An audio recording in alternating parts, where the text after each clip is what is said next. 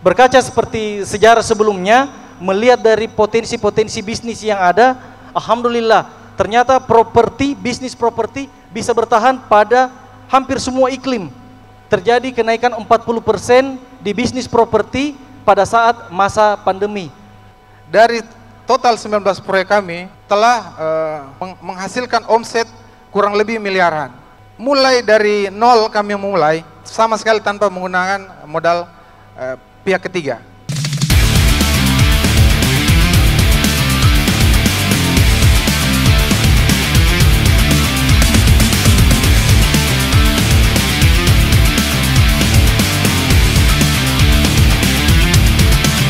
Inspirasi bagi kita di sore hari ini sudah ada salah satu pemilik properti syariah.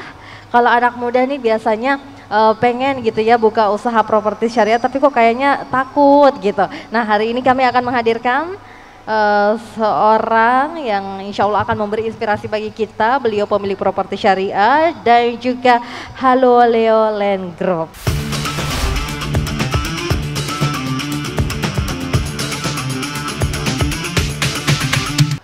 Masya Allah, alhamdulillah, hari ini saya dengan Pak Sabri juga hadir di sini di depan teman-teman semuanya, ingin berbagi kisah, ingin berbagi ilmu sedikit yang kami miliki tentang properti, khususnya properti syariah, yang tentunya di dalam tagline-nya kami itu tanpa menggunakan modal lembaga keuangan, tanpa sita, tanpa denda, tanpa asuransi, dan tanpa penalti.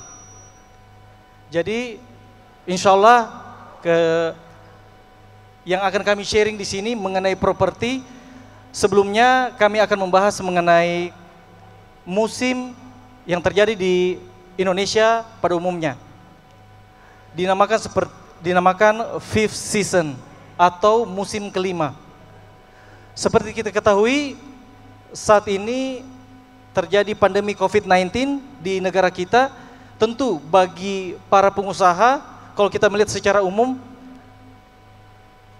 musim itu paling banyak itu ada 4. Ada winter, ada apa lagi? Ada winter, ada fall, ada summer, ada apa lagi? Nah, kita menamakan di musim kelima ini adalah fifth season, yang merupakan kondisi tak terduga dari apa yang kita hadapi bersama. Seperti kita ketahui bahwasanya teman-teman yang hadir di sini mungkin juga banyak yang dari pengusaha. Ketika musim hujan mungkin kita mempersiapkan misalnya payung, mantel. Kalau kita menghadapi musim panas, mungkin kita menyiapkan seperti air conditioner mungkin. Dan yang paling parah adalah musim kelima, musim yang tidak pernah diduga oleh kita semua, yakni musim pandemi. Nah, kalau kita melihat dari sejarah yang terus berulang, musim yang kelima ini adalah selalu terjadi di big cycle. Kalau mungkin Bapak dan Ibu perlu ketahui, big cycle adalah suatu kejadian yang terjadi 50 sampai 100 tahun. Ini namanya big cycle. Kalau kita melihat dari sejarah-sejarah sebelumnya, terjadi seperti Spanish flu pada waktu itu, korban jiwanya sangat luar biasa, namun dampaknya tidak seperti COVID-19. Karena kalau melihat dari sekarang, transportasi sangat cepat sekali. Mungkin hari ini kita di Indonesia, beberapa jam kemudian kita sudah ada di luar negeri, jadi perpindahannya sangat cepat. Sehingga di Spanish flu di tahun 1923 itu tidak menyebar seperti dampaknya seperti COVID-19. Berkaca seperti sejarah sebelumnya, melihat dari potensi-potensi bisnis yang ada, alhamdulillah ternyata bisnis properti bisa bertahan pada hampir semua iklim. Hampir semua iklim, dan tentunya kami di sini di properti syariah tidak bergantung dengan pihak ketiga, yakni lembaga keuangan, sehingga bisa lebih mandiri dalam mendirikan bisnis. Kalau melihat dari artikel barusan, terjadi kenaikan 40% di bisnis properti pada saat masa pandemi. Masya Allah, ini merupakan peluang yang baik buat kita semuanya, opportunity yang sangat luar biasa besarnya. Mudah-mudahan ini bisa juga menjadi inspirasi buat teman-teman semuanya di sini, bahwasanya ternyata keadaan bukan menjadi penghalang kita untuk bisa berkreasi, berkolaborasi, bahkan ini bisa menjadi titik buat kita semuanya agar bisa berinovasi di saat tekanan atau masa pandemi yang kita alami bersama. Properti syariah bagi banyak pemuda sangat jarang yang minati. Mungkin bisa dibilang properti itu bagi pemuda modalnya sangat besar. Aset kita harus banyak. Kita harus bergantung sama pendanaan keuangan, lembaga keuangan. Itu termindset sama hampir semua pemuda. Kami di Halo Leolen Group mengembangkan properti syariah tanpa menggunakan modal pihak ketiga. Kami telah meluncurkan proyek ke-19 kami, yakni di Kabupaten Pindrang ini yang terletak di daerah Serang, Kecamatan Data kalau tidak salah. Itu konsepnya wisata. Dari total 19 proyek kami telah menghasilkan omset kurang lebih miliaran. Mulai dari nol kami memulai, sama sekali tanpa menggunakan modal pihak ketiga. Kami kolaborasi, kami menggait investor-investor untuk sama-sama membangun perusahaan ini. Jadi saya mengajak teman-teman di Pindrang, karena kami sudah ada di Pindrang, bisa kita kolaborasi, kita diskusi. Saya juga ke Pindrang bisa dibilang kebetulan. Ada saudara saya Pak Adi mengajak saya ke sini untuk berinvestasi di Pindrang, dan keputusan saya menurut saya itu adalah keputusan yang sangat tepat. Jadi ayo sama-sama kita mengembangkan properti syariah untuk umat, untuk negara. Baik, terima kasih Kak Sabri Rauf dan juga Kak Darmawan. Ridwan, kita beli tepuk tangan dong dengan inspirasi yang luar biasa. Kak, anak muda, kalau kita berbicara mengenai properti ini kan berat banget gitu ya, properti. Berapa itu anggaran harus keluar kalau mau mulai usaha properti. Tapi anak muda seperti kakak-kakak akhirnya memutuskan untuk berkecimpung di dunia properti yang syariah gitu ya. Apa yang melatar belakangi harapan atau cita-cita besar dari kakak berdua sampai akhirnya memberanikan diri gitu, dan mungkin bisa menjadi inspirasi. Siapa tahu adik-adik atau pemuda-pemudi berbahaya di depan juga ada yang mau memulai bisnis properti seperti kakak berdua. Boleh dari siapa dulu nih? Boleh, kami persilakan. Baik, tadinya untuk bisnis properti kita melihat ini hal yang luar biasa, sangat besar ya buat kami. Apalagi kita mulai bisnis itu di 2012, umur kami pada waktu itu juga masih kurang lebih sekitar 22 pada waktu itu. Jadi hanya bermodalkan keberanian saja. Tadinya awalnya kita memulai bisnis properti, memang hal yang paling berat dari pengusaha pada umumnya bisa saya bilang adalah langkah pertamanya. Betul, Kak, betul. Ya, saya rasa ini adalah langkah yang paling berat untuk diputuskan, apalagi dalam memulai usaha. Ini merupakan hal yang paling umum dirasakan oleh teman-teman semuanya pengusaha. Jadi kalau kita melihat yang ada di benaknya kami itu hanyalah cuan saja pada waktu itu. Baik. Cuan saja, ya. Harta tahta. Ya. Baik. Jadi kalau melihat dari latar belakangnya sebenarnya hanya cuan saja awalnya, lalu memberanikan diri. Karena pada waktu itu juga kita melihat di umur kami yang masih muda kayaknya masih perlu banyak melakukan kesalahan-kesalahan ya. Memang kami rasa itu merupakan momentum yang paling tepat untuk membuat kesalahan. Karena kalau melihat dari apa namanya kayak konflik atau apa yang kami hadapi di side project juga, orang juga pada banyak yang maklum mungkin pada waktu usia masih muda waktu itu. Kalau boleh tahu umur berapa Kak mulainya? Umur kurang lebih sekitar 22-an gitu. Luar biasa, kita 25 minda ada bisnis tak dong. Boleh dong beri tepuk tangan. Kaleng-kaleng. Boleh kali Kak di Maros atau di Pinrang juga ada di Halo Lilian. Nah selanjutnya boleh dong inspirasinya dari Kakak. Apa yang memotivasi di usia muda akhirnya memberanikan diri? Alhamdulillah sekarang sudah seluar biasa dan sebesar ini hari ini. Ya, berbagai produk kami punya, mulai dari harga rumah 100 jutaan sampai harga 1,3 M. Itu kami punya produk. Dan alhamdulillah sudah kurang lebih 1.350 unit berjalan. Kami memang properti dari konvensional 2012, setelah itu kami hijrah di 2018. Artinya prospeknya sangat cepat untuk di properti syariah. Banyak orang menganggap bagaimana kalau tidak pakai menggunakan modal dari pihak ketiga. Nah, kami telah membuktikan ada polanya, ada formulanya. Jadi bagi teman-teman yang mau berkolaborasi, mau tukar pikiran, mau sharing, kami siap membantu, mensupport, ataupun sampai kolaborasi dan kerjasama. Seperti itu. Nah, kalau perbedaan yang signifikan Kak, properti biasa dengan properti syariah itu di mananya? Mungkin ada yang tertarik gitu, bisa sedikit diberikan pencerahan perbedaan yang signifikan properti syariah di sini. Baik, untuk dari segi perbedaannya tentu yang paling mendasar di properti syariah memang fundamentalnya itu kita condong ke hukum syara. Tentu jadi seperti yang saya sampaikan tadi di tagline-nya kita itu tanpa penalti.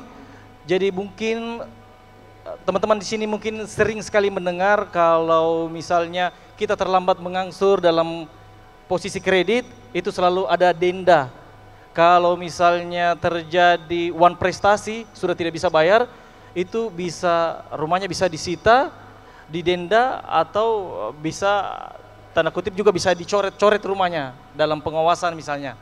Nah, di kami itu mulai dari hulu ke hilir itu tanpa menggunakan permodalan dari lembaga keuangan.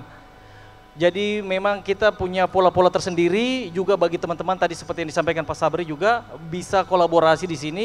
Memang itu kunci utamanya dalam bisnis ke depannya yang kami lihat, bukan hanya di properti tapi bisnis-bisnis ke depannya juga.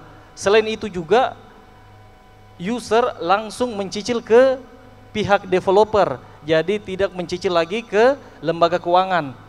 Jadi urusan cicil-mencicil, DP memang satu akad saja dari user langsung ke developer, seperti itu. Dan objek yang diakadkan seperti jaminan, sertifikatnya itu tidak dijaminkan, disimpan di pihak ketiga, yaitu pihak netral, yaitu notaris. Sehingga di tagline-nya kami yang menjadi pembeda utama adalah tanpa sita, tanpa denda, tanpa penalti, tanpa asuransi, dan juga tanpa akad batil. Seperti itu. Baik, nah kalau untuk skemanya Kak, skema dari properti syariah yang diterapkan. Jadi seperti yang disampaikan tadi, dari hulu ke hilir artinya dari skema akuisisi lahannya memang harus sesuai dengan syariat juga, memang tidak bisa dijaminkan, diambil lalu dijadikan jaminan sebagai bantuan permodalan yang seperti terjadi di konvensional pada umumnya. Di kita itu ada skema-skema tertentu mulai dari pemilik lahan dan juga user yang akad. Jadi mulai dari tanda jadi, mulai dari DP, mulai dari kredit, sampai bahkan kami itu menyiapkan kreditnya itu sampai 15 tahun juga, mencicil langsung ke pihak developer, bukan ke pihak lembaga keuangan. Jadi seperti itu skemanya ya. Baik, nah sekarang kami ingin memberikan kesempatan bagi teman-teman, kiranya ada yang ingin bertanya, para pemuda-pemudi berbahaya, ada yang ingin bertanya langsung. Wah luar biasa, boleh. Ucapkan terima kasih, langsung saja terkait apa yang tadi disampaikan oleh kakak terkait bisnis properti ini, yang saya ingin tanyakan, di Pinrang sudah ada bisnis properti halu oleh-oleh. Yang menjadi pokok pertanyaan saya, apa sih kelebihan dari bisnis halu oleh-oleh ini yang berada di Kabupaten Pinrang? Sehingga teman-teman atau orang ingin lebih berminat, apa sih sebenarnya kelebihan dari halu oleh-oleh ini yang terletak di Kabupaten Pinrang? Itu yang saya ingin tanyakan. Kalau produknya kami jelas berbeda. Jadi di properti syariah bisa dibilang hanya properti syariah yang membuat suatu kawasan wisata yang lengkap dengan villanya, dengan fasilitas-fasilitas wahana permainannya. Kalau konvensional tidak ada. Nah, itulah perbedaannya. Jadi kalau dibilang itu beda. Terus investasinya. Sekarang jika kita ingin membuat suatu kawasan villa atau wisata, itu modalnya sangat besar. Kami di perusahaan membuat konsep kawasan yang di Pinrang ini 16 hektar. 16 hektar itu yang kita buat villa cuma 5 hektar. Kurang lebih 11 hektar itu kita jadikan wahana wisata dengan konsep eko-edu-wisata. Artinya investasinya sangat besar bagi konsumen yang ingin berinvestasi. Jadi jelas perbedaannya seperti itu. Saya tambahkan boleh? Jadi pada dasarnya investasi dalam suatu daerah itu tentu aspek-aspek yang lainnya juga tidak akan lepas, seperti aspek ekonomi di sekitar lokasi site itu pasti akan terjadi kenaikan ekonomi. Tentunya harapan kami juga seperti itu. Nah, perlu kita ketahui secara global ya, dan ini merupakan isu yang sangat jelas. Banyaknya potensi-potensi wisata yang terdapat khususnya di wilayah Sulsel itu banyak yang beli orang asing. Banyak orang beli orang asing, dan tentu orang asing itu kalau misalnya kita melihat itu biasanya pembelanjaan dananya itu pasti lari ke luar negeri lagi. Nah, di wisata yang kita buat, eko-edu wisata, yang pertama tentu kita namakan konsepnya eko-edu wisata Islami. Jadi wahana-wahana yang ada di dalamnya juga harapan kami bisa menjadi edukasi Islami buat para pengunjung yang datang. Kisah-kisah Islam yang terdapat para leluhur kita seperti Sultan Al-Fatih yang menjatuhkan Konstantinopel, mungkin masih banyak dari rekan-rekan kita masih belum tahu. Terus kisah para sahabat, kisah para khalifah, apa sih bidang-bidang mereka? Insya Allah seperti kisah-kisah Abu Bakar As-Siddiq, beliau terkenal karena apanya, Ali bin Abi Thalib terkenal karena apanya, Umar bin Khattab yang kita dengar hanya kuat, tegas, hanya sekedar itu saja. Insya Allah di kawasan eko-edu wisata yang ada di Pinrang, Al-Fat Stira Paradise, di situ nanti kita ada edukasi-edukasi dari tour guide-nya ketika nanti pengunjung datang. Itu yang menjadi harapan kami. Boleh dong Kak satu bocoran gitu, edukasi yang seperti apa nanti akan diberikan oleh tour guide-nya, apakah bentuk apa gitu, masih ngawang gitu saya. Iya, kalau untuk di Al-Fat Stira Paradise kita keep dulu, tapi kita kan di sini di Halu Oleh-Oleh itu sudah membuat 3 kawasan eko-edu wisata Islami. Baik. Yang pertama itu ada di Maros, namanya Puncak Al-Fat Dreamland. Memang itu ikonnya di sana ada Puncak Bulu Saukang. Insya Allah di situ banyak terap-terap yang sesuai dengan khalifah-khalifah yang terdapat di dalamnya. Luar biasa, jadi menyajikan dari segi visual kemudian menerjemahkan langsung gitu ya. Baik, selanjutnya Kak Ali Topan juga ingin bertanya.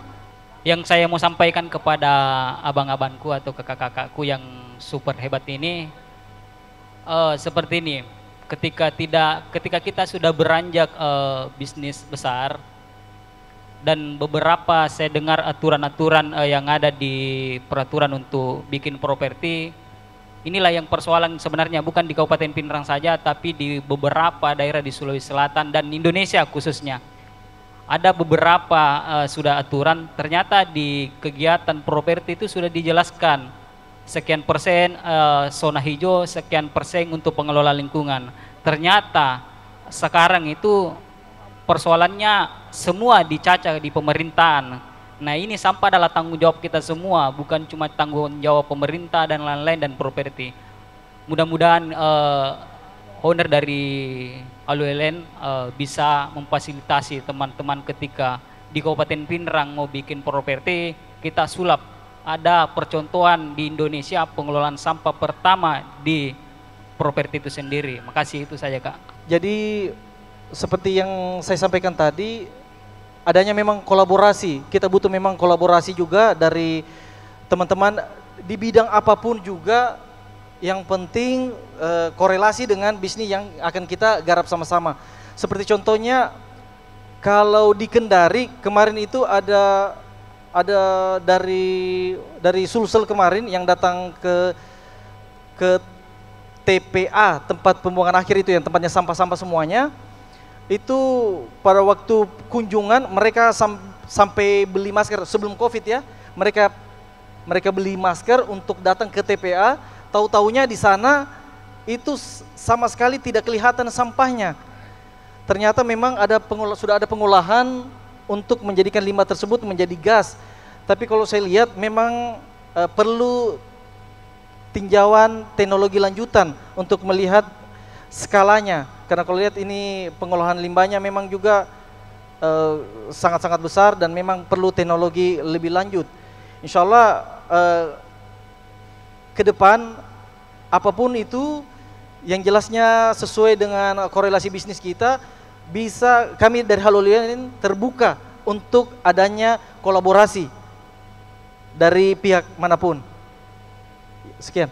Baik, nah terakhir Kak, closing statement dari Kak Sabri Rauf juga Kak Darmawan Ridwan deh boleh untuk teman-teman pemuda-pemudi berbahaya hari ini. Teman-teman sudah bisa melihat apa yang kita sudah jalani. Perjalanan bisnis kami memang tidak gampang. Jadi di awal-awal kami masih meraba-raba, kami masih mencari polanya, kami masih bingung ini opsinya seperti ini. Sekarang teman-teman punya contoh. Kami telah membuktikan dari 19 proyek yang ada di 7 kota, mulai dari Pindrang, ada Makassar, ada Goa, ada Maros, ada Majene, ada Kendari, ada Tangerang.